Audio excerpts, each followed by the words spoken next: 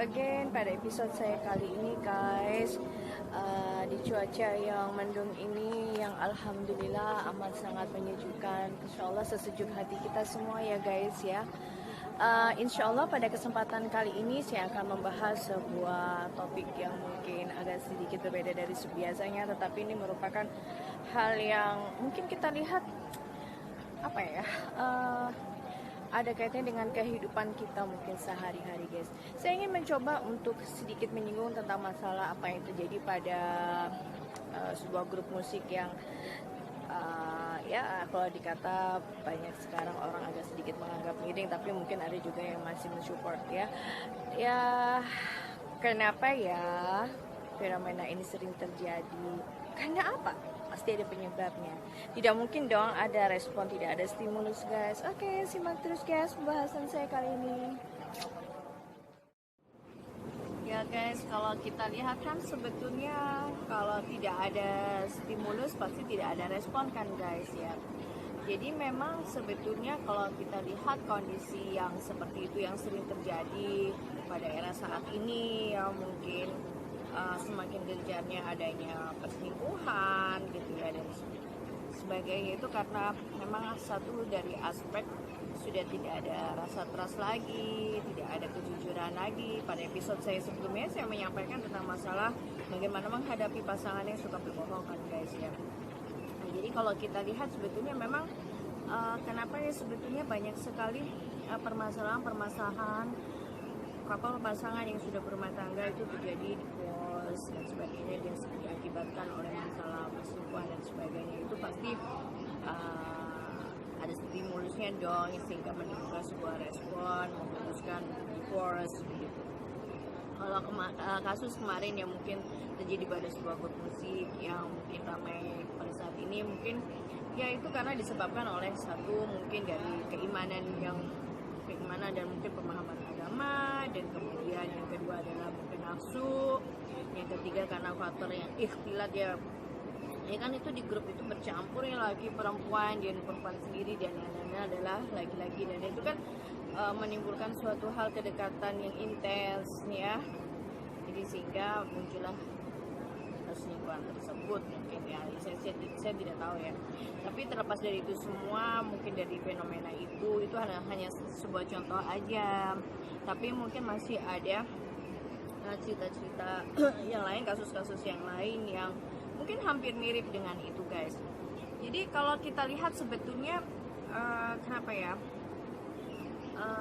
kita tidak bisa menyalahkan salah satunya ya, mungkin kedua-duanya saling berperan dalam hal tersebut. Nah, mungkin yang menjadi korban adalah pasangan halalnya yang menjadi korban. Kalau masih berpacaran sih, masih pendekatan, nggak ada masalah ya, karena kan memang belum terikat sebuah pernikahan. Tapi kalau sudah yang terikat dengan pernikahan, marriage, mungkin itu menjadi suatu problem, masalah besar, apabila tidak ada keterbukaan, kejujuran, dan mungkin itu harus dari kedua belah pihak, suami atau istri saling memahami atau bisa terbuka dan mengetahui keinginan masing-masing dari pasangannya guys gitu.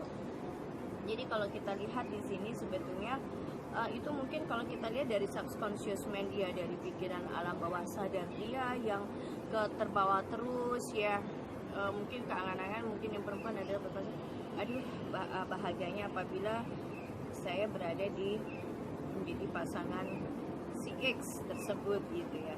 Itu di alam bawah sadar dia tuh rasa keinginan aja, tertarik, interest itu sudah menimbulkan alam bawah sadar dia ke bawah ke situ, sehingga akhirnya karena seringnya pertemuan yang intens sehingga menyebabkan alam bawah sadarnya menjadi kenyataan guys. Yang saya katakan karena 88% itulah pikiran bawah sadar berperan besar, sehingga yang 12% ini adalah kenyataannya adalah terjadilah hubungan intim tersebut guys. Kita tidak tahu ya, kita tidak bisa menyalahkan atau menjudge seseorang karena kita tidak tahu kondisi yang sebenarnya. Tetapi terlepas dari itu, apapun yang namanya perselingkuhan yang didasari dengan hal menyakiti pasangan yang lainnya memang tidak dibenarkan. Tapi memang ya mungkin yang sering terjadi kan sudah namanya nafsu ya guys ya, terbawa hawa nafsu, sehingga tidak bisa mengerem itu yang namanya libido atau hasrat nafsu yang kuat gitu ya. Nah, memang itu dibutuhkan satu iman yang kuat, dan yang kedua adalah bagaimana dia bisa memanage pikiran maupun emosional dia. Makanya itu kenapa penting sekali bagaimana kita manage pikiran kita, bagaimana kita memanage emosional kita, dan bagaimana kita memanage spiritual kita. Jadi mind, emotional, and spiritual management itu penting sekali kita korelasikan untuk menghadapi problema-problema yang ada pada diri kita sebenarnya, guys, gitu ya.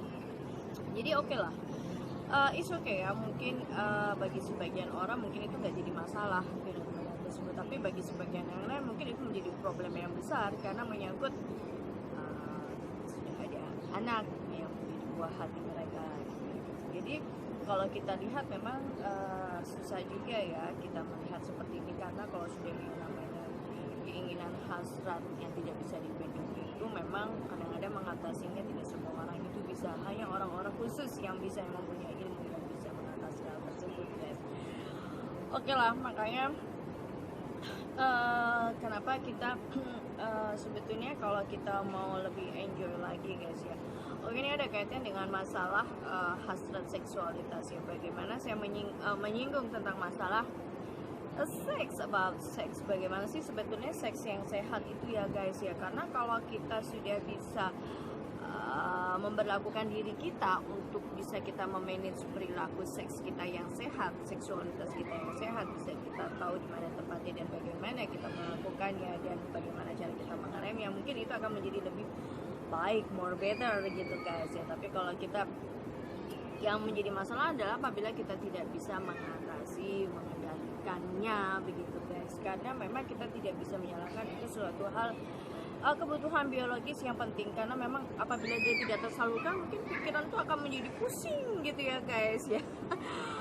Rasanya sudah seperti ingin dimuntahkan saja gitu ya. Jadi karena memang itu merupakan suatu hal yang penting juga, karena mungkin kalau tidak disalurkan akan menimbulkan penyakit, tapi memang kalau kita bisa menyalurkannya dengan jalur yang tepat itu akan menjadi lebih baik gitu, guys.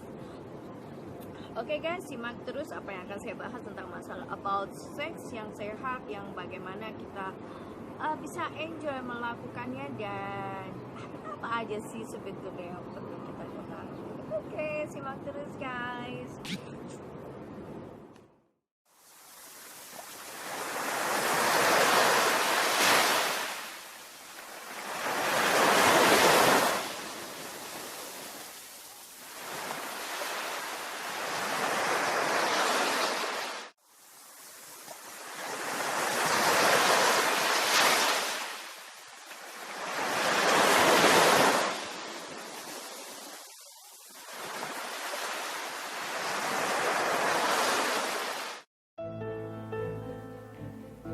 Oke, guys, sebenarnya ada apa dengan selingkuh dan seks ya? Oke, guys, selama ini kan kita ini selalu berpikir positif dengan pasangan kita, tapi kadang seharusnya tidak 100%, guys, kita mempercayainya ya. Pengkhianatan itu suatu bentuk pelanggaran komitmen yang sebenarnya tidak boleh ditoleransi sama sekali. Banyak sih orang mengira kalau bentuk pengkhianatan hubungan atau yang biasa disebut dengan selingkuh itu hanya seperti aktivitas seksual dengan orang ketiga, guys ya. Padahal sebenarnya bentuk ketidaksetiaan itu lebih luas dari itu loh, guys. Saya masih ingat ya, mantan wakil presiden Amerika Serikat, kalau tidak salah namanya Pence ya panggilannya waktu itu. Dia itu selalu menolak makan sendirian dengan perempuan selain istrinya loh, guys. Ya. Karena apa? Karena menurut si Pence, si mantan wakil presiden Amerika Serikat itu apa ya? Itu tanda penghormatan terhadap pasangan, guys. Terhadap istrinya, dan aturan yang udah pakem ya, yang dia yakini dari keyakinan agamanya yang kuat gitu. Sebenarnya segitunya ya, guys. Sebenarnya sih ada beberapa komentator itu saya lihat itu memuji itu sebagai solusi untuk pria yang tidak dapat mengendalikan diri mereka sendiri, guys. Sedangkan yang lainnya menyebutnya sebagai memandang rendah, jadi seksis ya, dan penghinaan terhadap perempuan. Tapi sebenarnya ini bukan sikap yang sepenuhnya langka ya guys ya. Karena apa ya? Ada suatu studi itu sekitar 5,7% orang yang disurvei itu berpikir bahwa apa ya, membeli makanan untuk orang yang berlainan jenis itu akan dianggap sebagai tindakan perselingkuhan gitu. Apapun yang kita pikirkan tentang pembenaran si waktu Presiden Amerika Serikat itu, si Pence, itu setidaknya dia dan istrinya itu mempunyai batasan yang jelas tentang apa yang pantas dilakukan dengan lawan jenis. Jadi ya, lebih dari yang dapat dikatakan untuk banyak pasangan heteroseksual. Kebanyakan sih ya, orang itu jarang mempunyai definisi yang baik tentang apa artinya menjadi tidak setia, dan sangat meremehkan seberapa besar kemungkinan semacam pengkhianatan akan terjadi. Meskipun mereka sendiri itu tidak setia, mereka juga memiliki sedikit pemahaman tentang apa ya, bagaimana mereka itu akan berurusan dengan perselingkuhan jika itu terjadi dengan reaksi banyak orang yang mewujudkan mereka. Ya, kalau kita mengingat prevalensinya, kurangnya komunikasi dan pemahaman itu menyebabkan banyak patah hati loh guys. Banyak psikolog menyarankan kalau kita itu harus melakukan lebih banyak percakapan terbuka tentang perselingkuhan. Jadi kita coba cari tahu berapa banyak orang yang pernah tidak setia. Itu menantang ya sebenarnya. Paling tidak karena para peneliti itu bergantung pada pengakuan jujur si pelaku itu, para pelaku itu. Akibatnya perkiraan perselingkuhan itu dapat sangat bervariasi dan seringkali dipengaruhi oleh bagaimana data itu dikumpulkan guys. Pada perkiraan yang lebih tinggi ya, 75% pria dan 68% perempuan itu mengaku selingkuh pada titik tertentu dalam suatu hubungan ya. Meskipun penelitian terbaru dari tahun 2017 itu menunjukkan bahwa pria dan wanita itu sekarang terlibat perselingkuhan pada tingkat yang sama loh guys. Jadi salah satu tingkat perselingkuhan terendah yang dipublikasikan tuh ada 14% ya, 14%.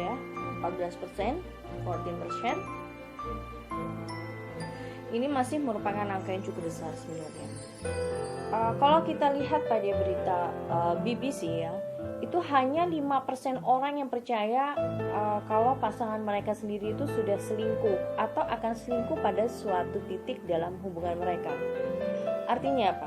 Artinya perkiraan paling konservatif itu bahkan menunjukkan ini terjadi jauh lebih sering daripada yang diharapkan ya. Mungkin kita terlalu mempercayai pasangan kita. Jadi kita yang tidak mengalami depresi itu umumnya mempunyai perasaan yang sangat besar tentang bagaimana kemungkinan hal-hal baik itu akan terjadi dan perasaan yang terlalu rendah bahwa hal-hal buruk akan terjadi. Begini guys, satu kemungkinan adalah bahwa anggapan rendah kita bahwa pasangan kita itu akan selingkuh itu adalah manifestasi dari itu ya. Atau ketika kita berada dalam suatu hubungan, mungkin akan membantu untuk memiliki kepercayaan pada pasangan kita, karena akan tidak sehat untuk memantau perilaku mereka sepanjang waktu ya sebenarnya guys. Nah, disinilah letak salah satu masalah. Selingkuh berarti hal yang berbeda bagi orang yang berbeda. Sebenarnya guys, para peneliti itu mungkin menentukan sebelumnya apa yang merupakan selingkuh bagi mereka. Tapi setiap orang ini memiliki interpretasi yang berbeda, sehingga yang diwawancarai mungkin tidak setuju dengan mereka gitu guys.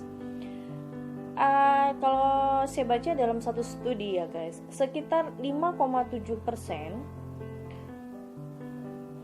orang yang sekitar 5,7% orang yang disurvei itu berpikir bahwa membeli makanan untuk orang yang berlainan jenis itu akan dianggap sebagai tindakan perselingkuhan gitu. Jadi orang melebih-lebihkan sejauh mana orang lain menyetujui dan terlibat dalam perselingkuhan sehubungan dengan berapa banyak yang mereka lakukan, ya. Sebenarnya saya tidak yakin mengapa orang tidak membicarakannya, mengingat seberapa sering kita melihatnya di film atau lagu. Sebagian darinya adalah bahwa kita tidak mengetahui variabilitas standar. Nah, kita berasumsi guys, salah ya. Kita berasumsi salah bahwa apa yang saya anggap tidak setia juga akan Anda lakukan. Ia juga sebenarnya ini menurut si yang pernah saya baca tuh si Bon ya. Dari dia itu kalau tidak dari Susan Bon ya, dari University of Calgary. Dia mengatakan bahwa kita berasumsi salah bahwa apa yang saya anggap tidak setia juga akan Anda lakukan. Ya, jadi si Bon juga mengakui bahwa mungkin ini bisa terjadi. Orang-orang lebih suka percaya bahwa kita tidak akan melakukan ini. Gitu. Kalau sekitar 70% atau 70% orang belum membicarakan dengan pasangan mereka apa yang dianggap sebagai perselingkuhan. Apakah itu mengunduh aplikasi kencan termasuk misalnya?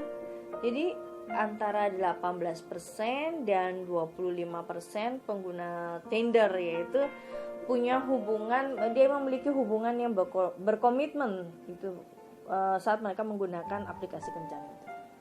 Jadi itu penelitian ya mengatakan. Jadi sepertinya bertemu secara langsung dengan orang yang kita kenal di Tinder baru itu bisa disebut selingkuh. Sebenarnya tidak mengherankan ya guys. Pengguna Tinder yang sudah menjalin hubungan lebih itu cenderung melakukan hubungan seks casual. Jadi bagi sebagian orang selingkuh itu mungkin hanya mencakup seks. Tapi bagi orang lain, menggoda dengan seseorang mungkin diperhitungkan, guys. Jadi, orang-orang yang menanggapi pertanyaan tentang apakah mereka pikir pasangan mereka pernah tidak setia, bebas menafsirkan perselingkuhan dengan cara apapun yang mereka pilih. Ya. Mungkin itu membuat statistik 5% bahkan lebih mengejutkan, guys. Bagi sebagian orang, selingkuh mungkin hanya mencakup seks. Tapi bagi orang lain, menggoda dengan seseorang mungkin diperhitungkan, guys. Nah, dengan kebebasan untuk menafsirkan perselingkuhan seperti yang kita inginkan, maka apa guys? Kita masih sangat optimis bahwa itu tidak akan pernah terjadi pada kita. Begitu guys ya. Hebat. Guys, begini ya. Sebenarnya kalau kita melihat lagi yang saya katakan di awal tadi ya, sebenarnya apa ya, mengenai masalah pengkhianatan itu yang merupakan pelanggaran komitmen yang tidak boleh toleransi sama sekali sebenarnya guys ya. Sebenarnya kita harus memahami bentuk-bentuk selingkuh ya, supaya apa, kita bisa bisa dengan cepat guys menentukan apakah yang dilakukan oleh pasangan kita termasuk bentuk ketidaksetiaan kah. Jadi kalau kita melihat bentuk-bentuk selingkuh itu ada beberapa guys. Yang pertama itu eksplorasi seks selingkuh tanpa hati guys. Jadi sesuai namanya ya guys, perselingkuhan jenis ini seperti aktivitas seks dengan orang selain pasangan guys. Jadi kalau menurut Robert Weiss ya, dia itu seorang peneliti perilaku manusia, dia mengatakan bahwa perilaku selingkuh jenis ini itu tidak memiliki perasaan apapun pada selingkuhannya. Jadi mereka tuh hanya ingin merasakan sensasi hubungan seksual dengan orang yang berbeda gitu. Jadi selingkuh jenis ini biasanya dilakukan dengan prostitut ya, dengan wanita penghibur, dengan pelacur, dengan prostitut gitu. Nah, selingkuh ini itu kelihatannya parah ya guys. Selingkuh ini terlihat parah banget. Tapi sebenarnya pelaku itu tidak melibatkan perasaan yang mendalam. Bisa jadi pelaku masih tetap mencintai pasangannya, tapi dia memiliki kecenderungan suka berganti-ganti pasangan dalam hubungan intim. Bagi dia sih, mencintai sepenuh hati dan masalah seks itu adalah dua hal yang terpisah. Kalau pasangan kalian guys pernah melakukan, ya mungkin dia akan mengatakan tidak ada perasaan apa-apa sih. Tapi yang namanya selingkuh kan tetap selingkuh ya guys. Oke. Yang kedua, tipe selingkuh yang kedua apa guys? Kencan singkat, teman tapi mesra. Ini mungkin dikatakan dengan TTM, teman tapi mesra ya. Meskipun itu kencan itu singkat ya guys ya. Nah, selingkuh yang jenis ini itu apa ya? Kalau kita lihat dia tuh selingkuh yang jenis ini tuh seperti isinya tuh apa guys? Aktivitas seks yang biasanya diawali dengan kegiatan kencan. Jalan-jalan ke tempat wisata lah, nonton, ngobrol, ya lalu diakhiri dengan aktivitas seks. Nah, pelaku biasanya memiliki pasangan kencan singkat lebih dari satu. Nah, yang akan dia hubungi kalau sedang ingin berselingkuh. Nah, kencan singkat biasanya dilakukan lebih dari sekali dengan satu atau beberapa orang yang sama guys. Nah, dari segi emosional, selingkuh ini sedikit di atas eksplorasi seks. Meskipun seperti itu ya guys, kalau kita lihat perasaan yang dimiliki itu tidak kuat sampai tahap benar-benar menyayangi. Nah, pasangan selingkuh biasanya itu seperti teman-teman lawan jenis yang mempunyai kecenderungan sama untuk berselingkuh biasanya. Ya, pelaku ini sering mengelak kalau pada saat dituduh berselingkuh karena tidak pernah merasa ingin meninggalkan pasangannya. Kalau pasangan kalian guys berkata seperti itu, nah kamu bisa membalasnya dengan apa? Kalian tuh sudah kencan dan berhubungan intim beberapa kali, mustahil kalau tidak ada perasaan apa-apa. Nah gitu dong guys jawabnya, right? Oke. Jenis selingkuh yang ketiga, selingkuh seutuhnya, berpaling ke lain hati. Nah ini yang seperti terjadi di grup band yang saat ini lagi sempat membuat sedikit kacau ya. Oke guys, selingkuh jenis ini itu melibatkan pelaku dan selingkuhannya yang dua-duanya sama-sama saling mencintai dan ingin meninggalkan pasangan halalnya. Mereka tuh gak cuma hanya tidur berdua, tapi juga punya perasaan yang mendalam. Biasanya sih diawali dari pertemanan yang baik, lalu sedikit demi sedikit tumbuh rasa sayang, lalu kencan, and finally, dan akhirnya mereka berhubungan intim, intercourse ya. Nah, tanda-tanda kalau pasanganmu melakukan selingkuh ini guys, apa itu? Seperti apa? Dia mulai menghindar dengan kalian, kurang hangat dengan kalian, jadi terus tidak antusias kalau kalian ajak ngobrol, kalau diajak ngobrol. Kemudian apalagi tidak antusias pada hubungan seks dengan kalian, pada hubungan intim dengan kalian, dan kurang care dengan kalian guys, kurang perhatian. Oke guys, intinya apa guys? Perselingkuhan harus dicegah sejak awal guys. Keterbukaan dan komunikasi itu satu-satunya cara supaya kita bisa mengetahui apa saja yang terjadi pada pasangan kita. Oke. Ya, insya Allah ya guys, kita dihindarkan dari hal-hal yang tidak menyenangkan. Yang ini khususnya masalah ini adalah khususnya bagi masalah selingkuh seperti ini yang saya sampaikan adalah apabila kalian sudah berumah tangga ya, sudah menjadi pasangan halal suami istri. Itu bila terjadi seperti ini itu amat sangat disayangkan. Maka sedikit curahan ilmu dari saya, sharing ilmu dari saya yang saya sampaikan tadi ya, insya Allah bisa menjadi pencerah, tambahan ilmu bagi kalian semua guys, baik laki-laki maupun perempuan, mengetahui pasangannya masing-masing. Dan insya Allah diharapkan semakin sayang guys. Kalau kalian mau lebih, ya itu urusan kalian bisa komunikasikan. Jadi yang saya sampaikan adalah bagaimana seorang suami istri atau pasangan itu dia bisa berkomunikasi yang baik, apa yang diinginkan, apa yang tidak diinginkan, bukan hanya melalui bahasa-bahasa kode. Kadang bahasa-bahasa kode belum tentu diyakini sama, malah mungkin bisa menimbulkan salah paham apabila bisa ada keterbukaan dan komunikasi yang baik. Itu satu-satunya cara untuk mengetahui apa yang sebenarnya terjadi pada pasangan kita guys. Oke guys, akhir kata saya ucapkan Waalaikumsalam warahmatullahi wabarakatuh. See you again, bye.